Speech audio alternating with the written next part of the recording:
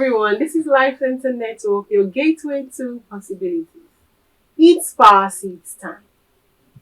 The topic for today is: does it require faith? Does it require faith? Our key text is taken from Ephesians chapter 3, verse 20, and it says, "Never doubt God's mighty power to work in you and accomplish all this. He will achieve infinitely more than your greatest request, your most unbelievable dream, and exceed your wildest imagination. He will outdo them all, for his miraculous power constantly energizes you." The background and the thoughts on the text. Every big thing takes the supernatural. Interestingly, God attends to all our needs based on his capacity and imagination, not ours. As humans, our imagination and requests are limited. Hence, God shows up for us according to the infinite nature of his power at work in our lives and outdoors our imaginations, dreams, requests, and so on. Does your request require faith? Is that thing you want to achieve intimidating you yourself? I want to tell you, if it does not intimidate you, if your answer to that question was no, then you would need to step your dream up. Nehemiah exhibited great faith when the king asked him what he wanted. Surprisingly, Nehemiah said he wanted to be allowed to rebuild the walls of Jerusalem.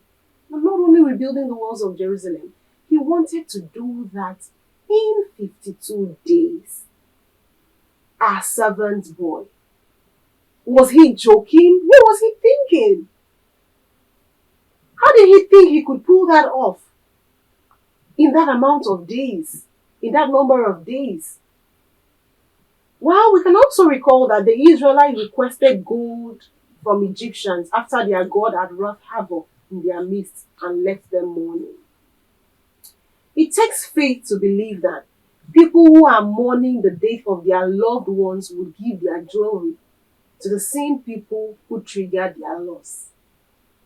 It was through faith that the poor widow asked Prophet Elisha to intervene when her sons were almost captured as slaves, as collateral for the debts her late husband owed. But she got more than enough to pay for her debts and started up a business. It was through faith Jesus fed 5,000 people with just 2 fish and 5 loaves of bread, with a leftover of 12 baskets. Can you imagine that?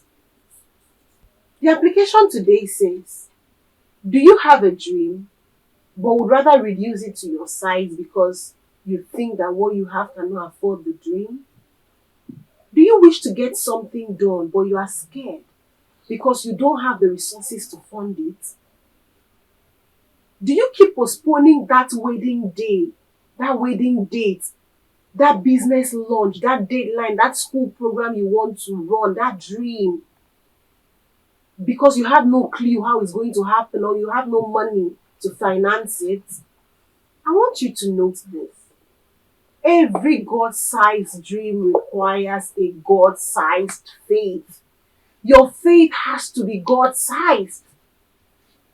And that's exactly how God likes his children to think and dream. If it doesn't intimidate you, then you need to go back and dream. The message is simple in today's world. If God can afford it, then I have the faith for it, which means that I can do it. So I want you to tell yourself, if God can afford it, then you should have the faith for it, and it means that you can do it. Let us say this prayer together. Please press your right hand with me. Say, Father, from today, I live on heaven's economy, and by your mighty power, my expectations are exceeded. You can say that prayer all through today as the Spirit leads. Action point. I want you to say to yourself today, if God can afford it I have the faith for it, then I can do it. Say it again. If God can afford it, I have the faith for it, then I can do it. Say it as often as you can today. And I am praying that the Lord shall exceed all your expectations in the mighty name of Jesus. It's been Power Seed today, and my name is Ekemini Verukure. Do enjoy the rest of your day and have a wonderful time. Remember to tune in tomorrow for another edition of the Power Seed. Be blessed and keep watching Life Sentimental. Bye bye.